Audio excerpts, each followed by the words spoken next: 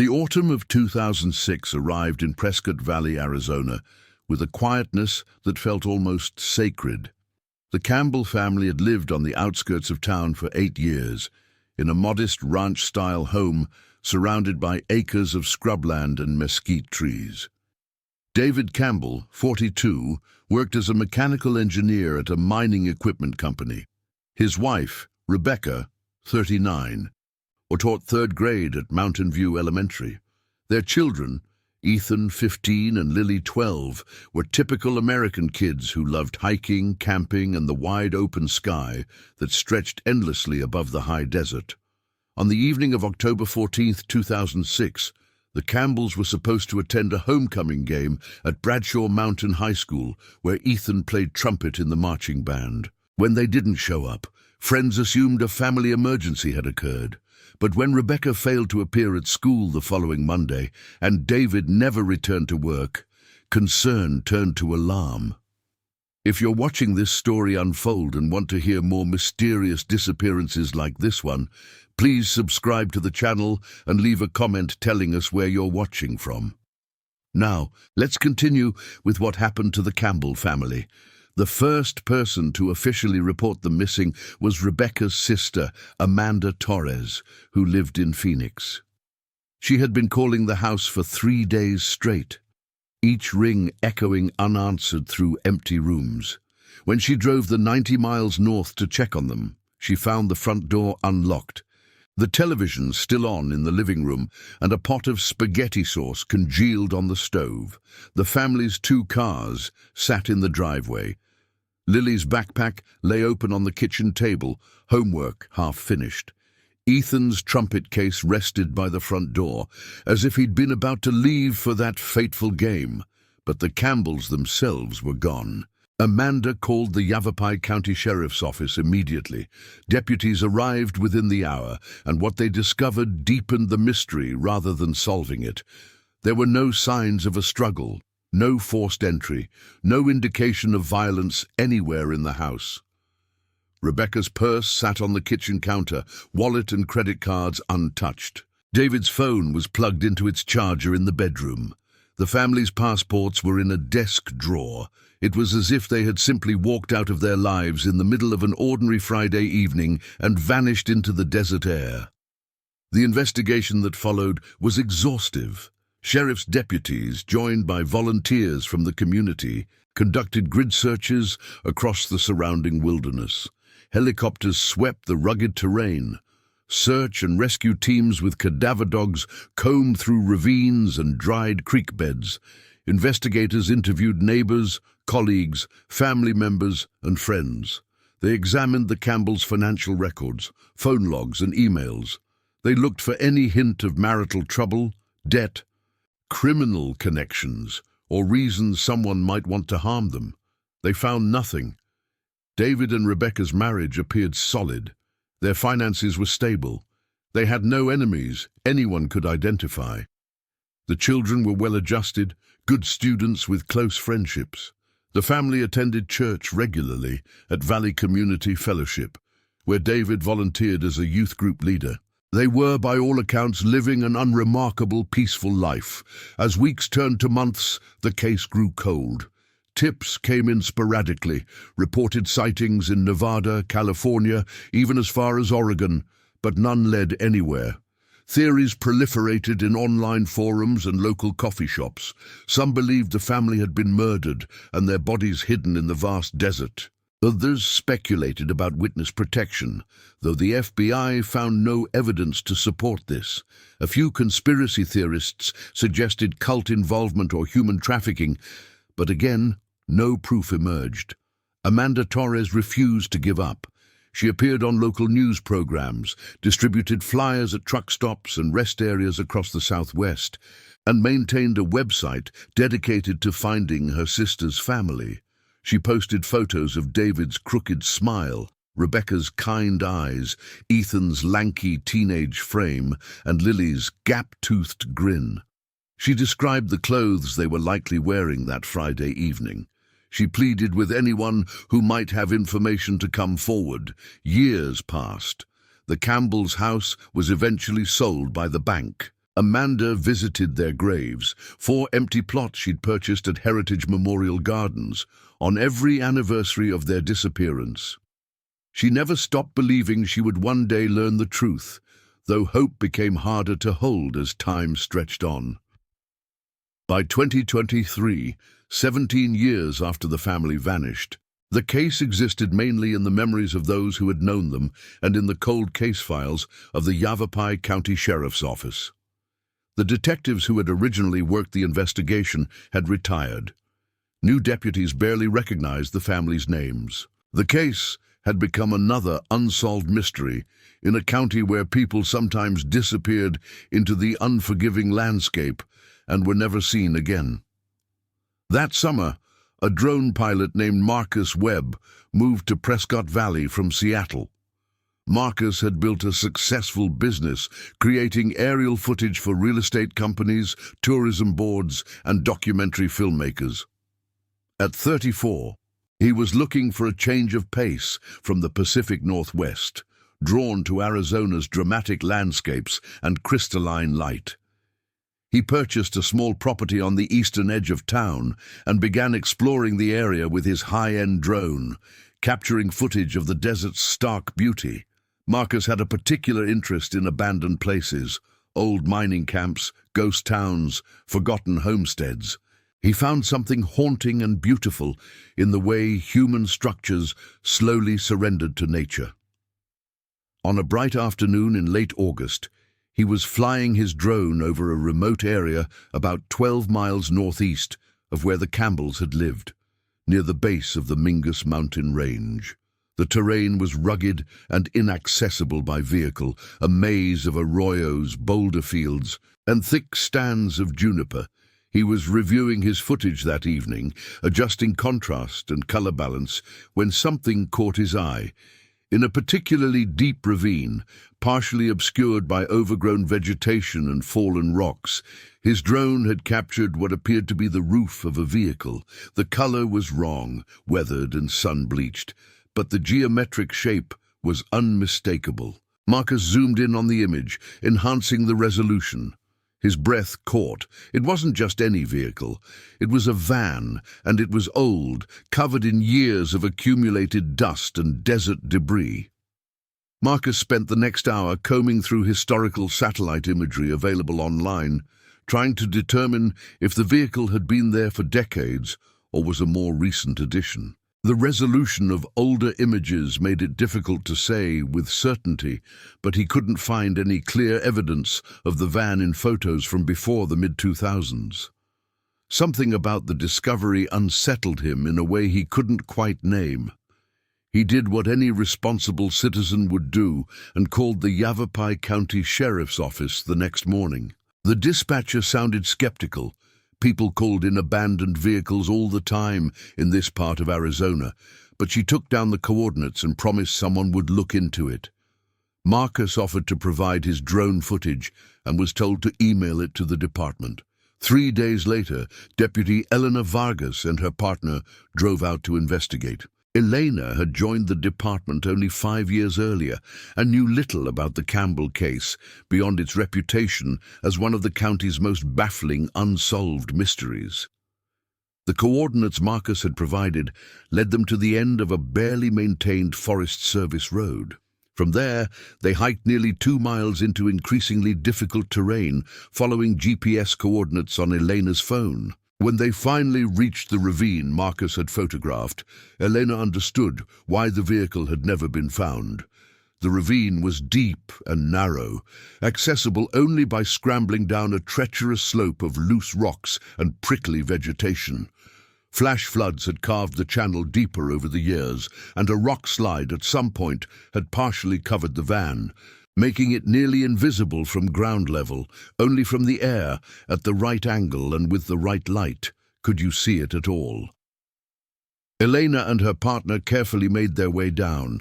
The van was a faded green Dodge Caravan, its windows covered in dust so thick you couldn't see inside. The license plate was barely legible beneath layers of grime, but Elena managed to make out enough numbers to run it through her system. Her radio crackled and struggled with the signal in the deep ravine.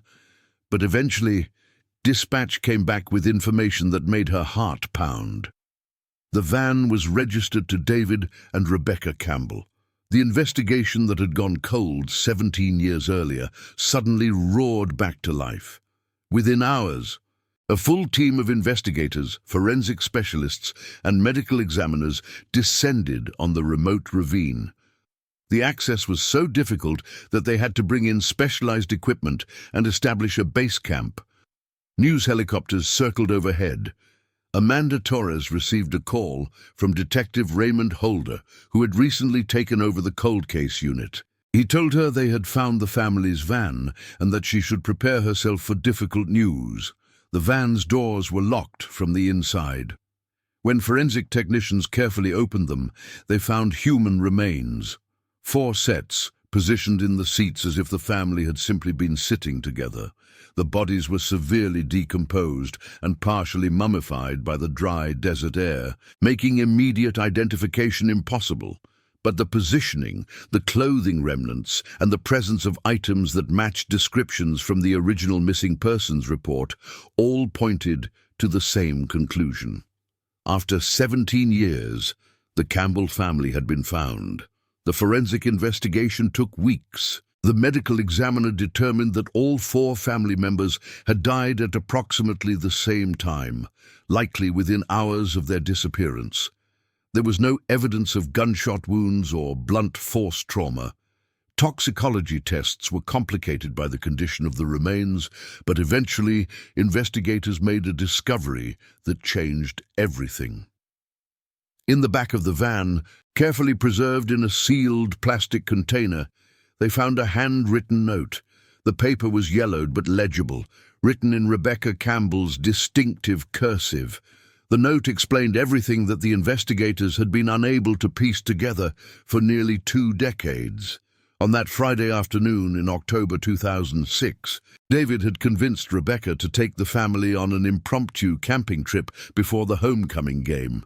He had recently purchased the used Dodge Caravan for camping excursions and wanted to test it out on the Forest Service roads near Mingus Mountain. It was meant to be a quick adventure, a few hours exploring before heading back for Ethan's performance. Rebecca had been hesitant, worried about missing the game, but David had been persuasive, and the children were excited. They drove deep into the backcountry, farther than they had intended.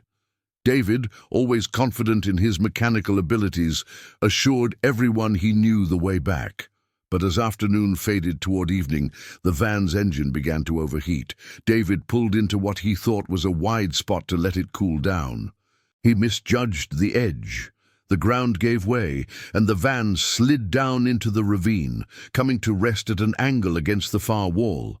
The impact wasn't severe, no one was seriously injured, but the van was stuck, its wheels unable to gain traction on the loose rock. David tried for hours to get the van free, first by driving, then by attempting to build traction under the tires with rocks and branches. Nothing worked. As darkness fell, Rebecca suggested they hike out for help, but David worried about getting lost in the dark in unfamiliar terrain. They decided to wait until morning. They had some snacks and water in the van. They would be fine for one night, but that night, a cold front moved through the area, dropping temperatures into the low 30s. The Campbell family, dressed for a warm October afternoon, wasn't prepared for the sudden cold. They ran the van's engine periodically to use the heater, rationing their remaining fuel. David was confident they would hike out at first light and be home by mid-morning. What none of them knew was that the van's exhaust system had been damaged when it slid into the ravine. A crack in the manifold, too small to notice, too quiet to hear, allowed carbon monoxide to seep into the vehicle's cabin each time they ran the engine. In the confined space of the ravine, with the van's windows closed against the cold, the odorless gas accumulated. The family became drowsy, attributing their fatigue to the stress and cold. Rebecca, a trained teacher who had taken a first aid course just the previous summer, recognized the symptoms too late. Her note, written in increasingly shaky handwriting, described feeling dizzy and confused. She wrote that David had already lost consciousness and the children were unresponsive. In her final paragraphs, Rebecca expressed her love for her sister and her regret that their adventure had ended so tragically.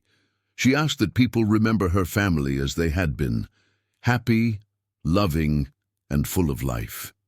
She hoped her note would be found so that Amanda would have answers and not spend years wondering what had happened to them. The note ended mid-sentence, the pen trailing off the paper as Rebecca's strength failed. It was a tragedy of errors and accidents, of bad luck and circumstances conspiring in the worst possible way. If the van's exhaust hadn't been damaged, if the cold front had arrived a day later, if David had been less confident about finding their way back, if they had hiked out that first evening despite the darkness, if 100 small things had been different, the Campbell family would have lived. The revelation devastated Amanda Torres, though in a strange way, it also brought relief. For 17 years, she had tormented herself with possibilities. That her sister had been murdered, that the children had suffered, that some malicious force had destroyed her family. The truth was somehow both worse and better. Worse because of its randomness, its preventability. Better because there had been no villain, no prolonged suffering. They had died together, peacefully, not knowing they were dying. The funeral Amanda had imagined for 17 years finally took place in November 2023. Hundreds of people attended, including classmates of Ethan and Lily, who were now adults with children of their own, former colleagues of David and Rebecca, and members of Valley Community Fellowship who had never stopped praying for the family's safe return. Marcus Webb attended as well, standing at the back of the church, struggling with complicated feelings about his role in the discovery. At the graveside service, Amanda spoke about her sister's kindness, David's laughter, Ethan's music, and Lily's curiosity about the world. She thanked Marcus for giving her family the dignity of a proper burial and the gift of knowing what had happened. She talked about how the not knowing had been its own kind of death, a wound that never healed because it never closed.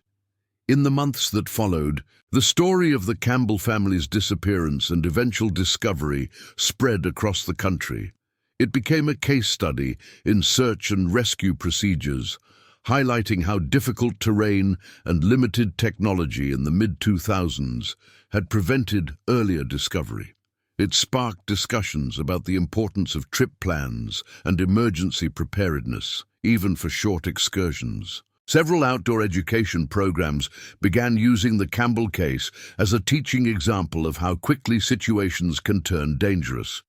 Marcus Webb struggled with the attention. Journalists wanted to interview him, calling him a hero, but he didn't feel heroic. He had simply been flying his drone, doing what he loved, and had happened to be in the right place with the right technology at the right time. Still, he couldn't deny that his discovery had brought closure to a family and a community that desperately needed it. He continued his aerial photography work, but he reported every abandoned vehicle he found to authorities, wondering if any of them might hold similar tragic stories. The Yavapai County Sheriff's Office reviewed their original investigation of the Campbell disappearance, not to assign blame, but to learn from it. The reality was that the ravine where the van had ended up was simply beyond the scope of their 2006 search. The terrain was too dangerous, too remote, and without any indication that the family had traveled in that direction. There had been no reason to focus resources there. The technology to conduct comprehensive aerial searches with drones didn't exist in a practical, affordable way back then. The officers who had worked the case had done everything they reasonably could with the tools available to them. Detective Raymond Holder closed the case file in January 2024, 17 years and 3 months after the Campbell family vanished. The 4 empty plots at Heritage Memorial Gardens were finally occupied. Amanda Torres visited often, leaving flowers and small mementos. Ethan's favorite candy bars, picture books Lily had loved, photos from family gatherings David and Rebecca had attended. She talked to them as if they could hear her, updating them on her life, telling them about her own children growing up, sharing news about friends and relatives they had known. On the first anniversary of the discovery, in August 2024, Amanda organized a community hike to the ravine where the van had been found. The sheriff's office helped establish a safer trail to the site. Nearly 50 people made the trek, including several members of the original search teams from 2006. They held a brief ceremony, placing a memorial plaque on a boulder near where the van had rested. The plaque read, "In memory of the Campbell family, David, Rebecca, Ethan and Lily, beloved and never forgotten, October 14th, 2006. Amanda stood at the memorial, looking up at the sky where Marcus's drone had flown, and felt something she hadn't felt in 17 years. Peace, not happiness, because the pain of losing her sister and her family would never fully go away. But peace in knowing. Peace in understanding that there had been no monster, no betrayal, no cruelty. Just a series of tragic accidents and a family's love for adventure that had led them into danger they couldn't escape. She thought about how Rebecca's final act had been to write that note, ensuring that if they were found, their story would be told accurately. She thought about the care her sister had taken to explain what happened, to express love even as she was dying, to think of Amanda's need for answers. That was Rebecca. Always the teacher, always thinking of others, always trying to help even in her darkest moment. As the group hiked back down the mountain, Amanda walked with Marcus. They had become friends over the past year, bonded by the strange circumstances that had brought them together. Marcus asked her if she had any regrets about the way things had unfolded. Amanda considered the question carefully before answering. She told him about the years of not knowing, the speculation and rumors, the false hope that each new tip or sighting brought, and how each disappointment had carved away a piece of her heart. She told him about imagining worst-case scenarios that were somehow worse than the truth had been. She told him about the relief she felt, knowing that her sister's family hadn't suffered, that they had been together at the end, that Rebecca had found the strength to leave a message of love. She told him that while she wished with every fiber of her being that the tragedy had never happened, she was grateful for the closure, for the ability to properly mourn for the truth. She thanked him again for his role in providing those gifts, even though he had done nothing more than pursue his passion and share what he had found. As they reached the trailhead and prepared to drive back to their separate lives, Amanda looked back one more time at the mountains that had held her family's secret for so long. The desert had taken them, hidden them, and finally, through the eyes of a machine hovering in the sky, given them back. She whispered a goodbye she had never been able to say 17 years earlier, and then she turned toward home, carrying with her not just grief, but also gratitude for the unexpected ways that lost things sometimes find their way back to the light. The years following the discovery brought unexpected changes to Prescott Valley and the people connected to the Campbell family's story. Amanda Torres found herself becoming an advocate for families of missing persons, speaking at conferences and working with law enforcement agencies to improve search protocols and utilize emerging technologies. She established the Campbell Family Foundation in 2024, which provided funding for drone equipment and training to rural sheriff's departments across Arizona and neighboring states. The Foundation's first major success came in the spring of 2025, when a drone pilot trained through their program located a missing hiker in the Superstition Mountains east of Phoenix. The hiker, a retired schoolteacher named Patricia Greenwood, had been missing for 4 days after becoming separated from her hiking group. She was found alive, dehydrated, but otherwise unharmed. In a canyon that ground search teams had deemed too dangerous to access.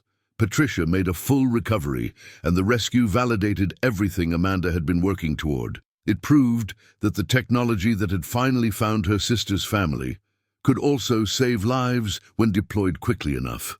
Marcus Webb became the Foundation's technical director, a role he had never imagined for himself when he first moved to Arizona. He developed training programs that taught volunteer drone pilots how to conduct effective search patterns, what to look for in aerial footage, and how to work safely alongside law enforcement. His Seattle business continued to operate remotely, but his heart was now fully invested in the search and rescue work. He met his future wife, Jennifer, at a foundation fundraiser in early 2025. She was a trauma nurse who volunteered with search and rescue teams, and they bonded over their shared commitment to helping others in crisis situations. The story of how the Campbell family was found became something of a legend in the drone community. At conferences and workshops, instructors referenced the case when teaching aerial search techniques. Manufacturers of drone technology featured Marcus in promotional materials, though he always insisted that any attention be directed toward the Foundation's work rather than himself. He gave interviews reluctantly, uncomfortable with praise, but willing to endure it if it meant more resources for missing persons cases. Detective Raymond Holder, approaching retirement age, found renewed purpose in his work with the Foundation. He had spent decades investigating crimes and missing persons cases, experiencing more failures than successes, more questions than answers.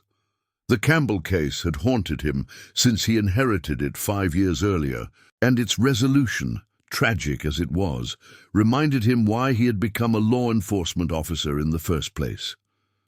He began teaching classes on cold case investigation, emphasizing the importance of preserving evidence and maintaining detailed records even when cases seemed hopeless. He often told students that you never knew when new technology or a fresh perspective might crack open a mystery that had been sealed for decades. The community of Prescott Valley underwent a subtle transformation as well. The Campbell family story became part of the town's collective memory, a reminder of both the dangers lurking in the beautiful but unforgiving landscape and the importance of looking out for one another. Parents were more cautious about letting children venture into the backcountry without proper preparation. Hiking clubs organized safety seminars. The local emergency management office created a voluntary trip registry where people could file their outdoor plans, ensuring that if they failed to return, searchers would know where to look. Valley Community Fellowship, the church the Campbells had attended, established a scholarship fund in the family's name. Each year, they awarded scholarships to graduating high school seniors pursuing degrees in education, engineering or music, honoring Rebecca's teaching career, David's engineering work, and Ethan's love of music. Lily was remembered through donations to the local library's children's section, which was renovated and renamed the Lily Campbell Reading Corner. Amanda attended the dedication ceremony, reading aloud from one of her niece's favorite books to a group of wide-eyed children who sat cross-legged on new carpet, surrounded by bright murals and comfortable beanbags. These memorials and initiatives helped transform the Campbell family's tragedy into something that served the living. They became more than victims of circumstance, more than a cautionary tale. They became symbols of the fragility of life and the resilience of community, of the pain of loss and the possibility of healing, of the questions that haunt us and the answers that sometimes come when we least expect them. But not everyone found peace in the resolution. There were those in the community who struggled with anger at David for making poor decisions that led his family into danger, at the search teams for not finding them sooner, at God or fate or the universe for allowing such a senseless tragedy. Online forums still debated aspects of the case, with armchair detectives questioning details and proposing alternative theories despite the clear evidence. Some people simply couldn't accept that such a devastating loss could come down to a series of small accidents rather than some grand conspiracy or evil act. Amanda encountered this anger occasionally, usually from strangers on the internet, but sometimes from people she knew.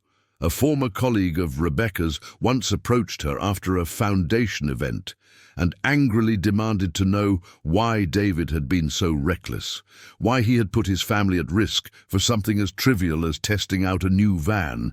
Amanda had learned over the years that anger was often just grief in disguise, a more comfortable emotion for people who felt helpless in the face of tragedy. She responded with patience, explaining that David had loved his family deeply, that he had made decisions that seemed reasonable at the time, that tragedy didn't require villains. She reminded people that David himself had paid the ultimate price for his choices, along with his wife and children. She asked them to consider how many risks they took in their own lives, driving on highways, hiking alone, trusting that equipment would work as designed, and how most of the time those risks didn't result in tragedy. The Campbell family had been unlucky, nothing more and nothing less. Condemning them for that unluck served no one. As 2025 progressed, new missing persons cases continued to emerge across Arizona and beyond. The Campbell Family Foundation responded to requests for assistance, deploying trained drone pilots to search for lost hikers, Alzheimer's patients who had wandered from care facilities, and children who had run away from home. Not every search ended successfully. Some missing people were never found, their disappearances remaining mysteries that would perhaps never be solved. Others were found deceased, victims of exposure, accidents, or violence. But several were found alive, returned to relieved families who could hardly believe their loved ones had been recovered. Each successful rescue reinforced Amanda's commitment to the work. She traveled constantly, speaking at law enforcement conferences, meeting with families of missing persons, raising funds for equipment and training. She appeared on podcast episodes dedicated to true crime and missing persons cases, always careful to emphasize that her sister's story, while tragic, had a clear explanation and shouldn't be sensationalized or grouped with genuinely mysterious disappearances that suggested foul play. Marcus often accompanied her on these trips, providing the technical expertise that complemented her emotional authority. Together, they became effective advocates for changing how searches for missing persons were conducted. They pushed for faster deployment of aerial search technology, better coordination between agencies, and more resources dedicated to maintaining and analyzing existing missing persons cases.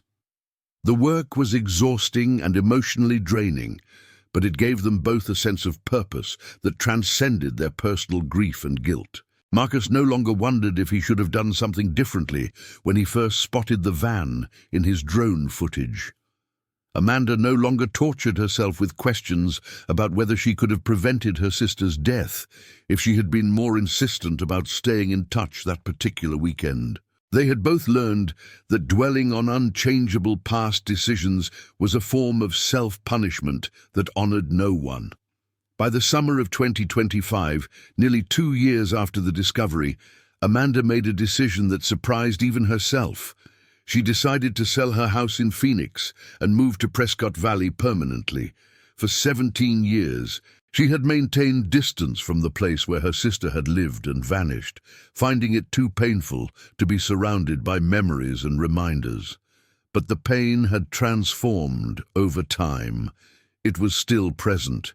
She suspected it always would be, but it no longer controlled her. She wanted to be close to the memorial, to the community that had loved her sister's family, to the work she was doing through the foundation. She purchased a small house on the west side of town, with a view of the mountains and a spare bedroom that she converted into an office for foundation work. She joined Valley Community Fellowship, sitting in the same sanctuary where Rebecca had once sung in the choir and David had organized youth retreats. She volunteered at Mountain View Elementary, the school where Rebecca had taught 3rd grade, helping current teachers with reading programs and mentoring students who struggled academically. The first time she walked into Rebecca's old classroom, now occupied by a young teacher named Thomas Brennan, who hadn't even lived in Prescott Valley in 2006. Amanda felt the weight of all those lost years. But she also felt her sister's presence in the way students' artwork covered the walls, in the organized chaos of supplies and books. In the patient way Thomas explained a math concept to a confused student. Rebecca's legacy lived on in the school she had loved, in the countless students whose lives she had touched during her years of teaching, in the profession itself that she had honored with her dedication and skill. Amanda began volunteering regularly in Thomas's classroom, and they became friends. He was curious about Rebecca, asking Amanda to share stories about her sister's teaching style and philosophy. Amanda found herself laughing as she recounted Rebecca's creative lesson plans, her terrible but enthusiastic singing during educational songs, her inability to stay mad at even the most challenging students. Thomas implemented some of Rebecca's techniques in his own teaching, and Amanda felt a sense of continuity that eased some of her grief. As autumn 2025 approached, bringing with it the 19th anniversary of the Campbell family's disappearance, Amanda planned a different kind of memorial. Rather than focusing on loss and tragedy, she wanted to celebrate the lives her family members had lived.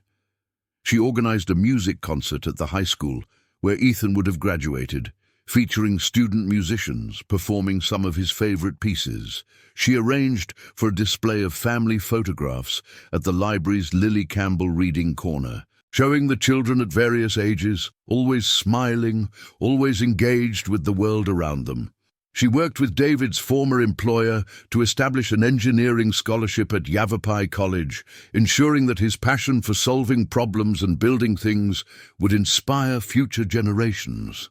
The memorial events drew crowds that exceeded Amanda's expectations. Former classmates of Ethan and Lily attended, many bringing their own children. People who had never known the Campbell family came simply to pay respects and support the foundation's work. Local media covered the events, focusing not on the tragedy but on the positive impact the family's memory was having on the community. During the concert, Amanda sat in the audience listening to a talented 15-year-old girl play trumpet, the same instrument Ethan had loved, and she allowed herself to imagine what her nephew might have become if he had lived. A music teacher, perhaps, or a professional musician, or maybe something completely unrelated to music, but always with that creative spark that had defined him. She thought about all the possibilities that had been extinguished that October night in the ravine, all the potential never realized, all the memories never made. But she also recognized that dwelling on what might have been was another form of torture. The Campbell family's story had ended, but the story of their impact continued. Every person trained through the foundation, every missing person found, every family saved from the agony of not knowing. These were threads extending from that tragic night, weaving purpose from loss, creating meaning where there might have been only despair. After the concert, a woman approached Amanda with a teenage boy in tow. The woman introduced herself as Nicole Hartman and explained that her son, Brandon, had been found by a Foundation-trained drone pilot after he had gotten lost during a camping trip near Flagstaff the previous summer. Brandon had wandered away from his campsite, chasing what he thought was his family's dog, only to realize too late that it was a coyote. He had become disoriented in unfamiliar terrain as darkness fell. Thanks to the quick deployment of drone search teams and the techniques Marcus had helped develop, Brandon was located within 6 hours and returned safely to his frantic parents. Nicole's eyes filled with tears as she thanked Amanda. She said she couldn't imagine what it must be like to have lost an entire family the way Amanda had, and that she was grateful beyond words that Amanda had turned her grief into action that saved others. Brandon, shy but sincere, handed Amanda a card he had made, thanking her and the foundation for bringing him home. Inside, He had drawn a picture of a drone with angel wings, a childish but touching image that captured the miraculous feeling of being lost and then found. Amanda hugged them both, feeling the complicated mix of joy for their reunion and sorrow for her own permanent loss. This was the reality of her work, celebrating other families' happy endings while living with the knowledge that her own family's story had no such resolution. But she had learned to hold both truths simultaneously, to be genuinely happy for others without diminishing her own grief, to find fulfillment in preventing other families from suffering as she had suffered. As winter approached and 2025 moved toward its close, Amanda reflected on the nearly 2 decades since she had last seen her sister alive. She thought about the person she had been before October 14th, 2006, younger, more naive, less aware of how quickly everything could change. She thought about the years of desperate searching, the false hopes and crushing disappointments, the slow acceptance that she might never know what happened. She thought about that phone call from Detective Holder in August 2023, the moment when not knowing transformed into knowing, when the worst was confirmed, but also when a certain kind of peace became possible. The person she was now, toughened by grief, driven by purpose, connected to a community of people who understood loss, was someone her younger self would hardly recognize. She had learned that healing didn't mean forgetting or even fully recovering. It meant finding ways to live with the wound, to incorporate loss into your identity without letting it define you completely. It meant honoring the dead by living fully, by turning pain into purpose, by refusing to let tragedy have the final word.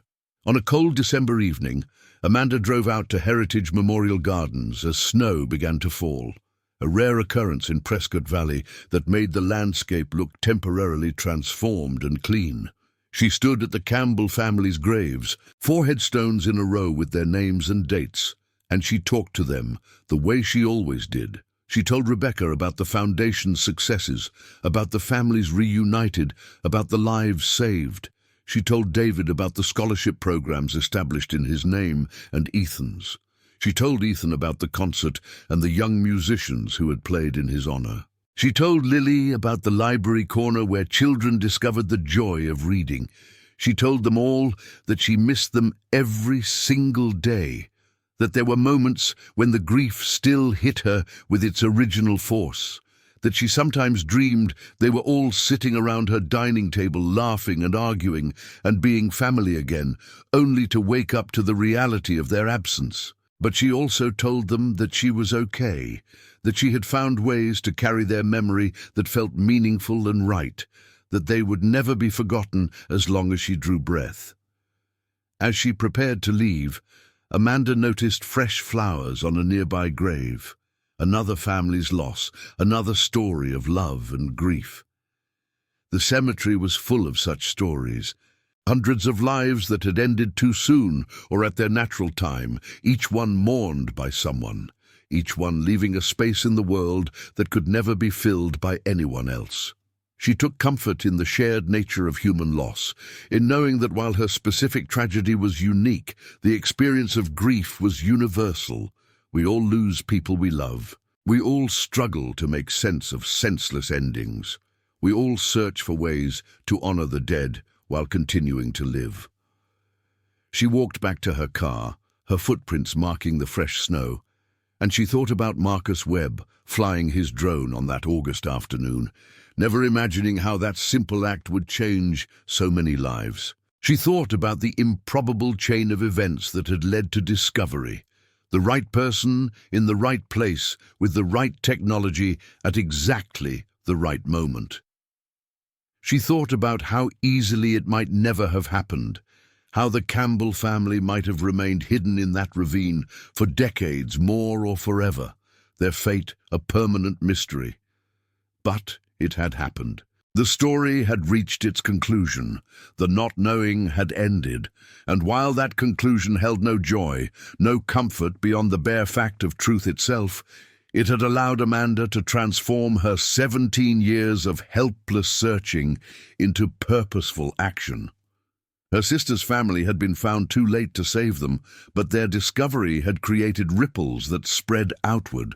Touching lives Rebecca and David and Ethan and Lily would never know, saving people they would never meet, changing the way searches were conducted across the entire region. This was the strange mathematics of tragedy and purpose, of loss and legacy. 4 lives had ended on a cold October night in 2006, but the impact of those lives and of their eventual discovery continued to expand and multiply. The Campbell family had not died in vain, not because their death served some grand purpose or taught some profound lesson, but because the people who loved them had refused to let their memory fade into nothing. As Amanda drove home through the falling snow, she felt at peace with the impossible task she had set for herself, keeping her sister's family alive in memory while accepting their death in reality, honoring their past while building a future they would never see, finding meaning in meaningless loss. It was contradictory and exhausting and sometimes felt futile, but it was also deeply human and ultimately redemptive. The Campbell family's story had ended in a ravine 17 years ago, but the story of how they were found and what happened after was still being written. Amanda was determined to make it a story worth telling, one that honored their memory while serving the living, one that transformed tragedy into purpose and loss into action. She couldn't bring them back, but she could ensure they were never truly gone, that their names continued to mean something, that their lives, cut short but fully lived, made a difference that extended far beyond their years. And in the end, perhaps that was all anyone could hope for. To be remembered, to have mattered, to leave the world slightly better than it was before. The Campbell family had achieved that, not through their deaths but through their lives and through the love they inspired in those who survived them. Amanda would carry that knowledge forward, through all the years ahead, until the day came when she would join them in the quiet earth, and someone else would take up the work of remembering, of honoring, of transforming grief into grace.